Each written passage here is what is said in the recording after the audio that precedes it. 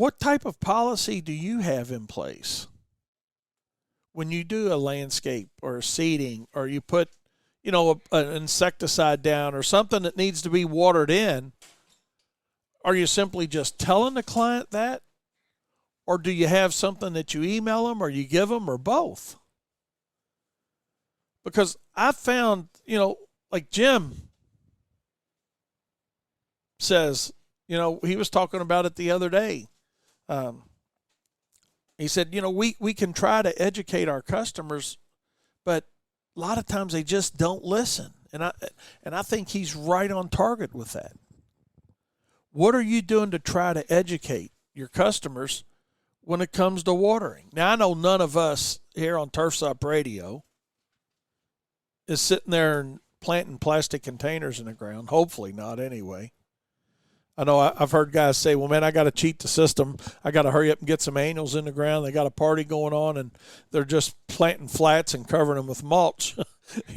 I've heard of that going on before. I'm not suggesting that any of you guys do it, but I have heard of that.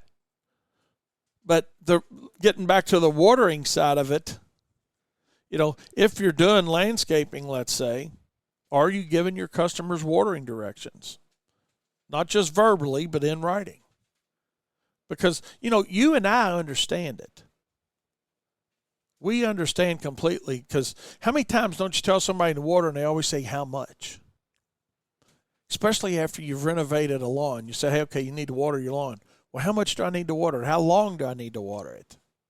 If you guys need something like that, it's something that I'd be willing to share with you guys. It's not profound. It's not going to make you $1 million or anything, but it's just a watering sheet that we give our customers, after we've done a renovation or landscaping or sod.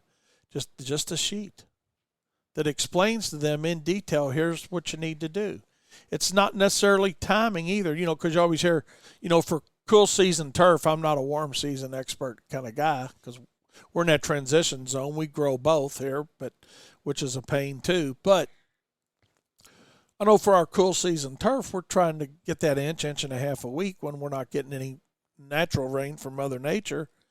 But then people say, well, how should I water it? And what amazes me the most is people with irrigation system in place, and they're running them in the spring when they absolutely don't need them. And then they're calling and wondering why they got disease and fungus problems.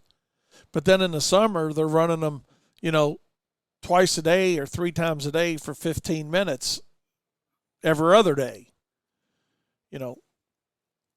It's up to us, I think. It's up to you. It's up to you to help educate your customer a little bit better than that.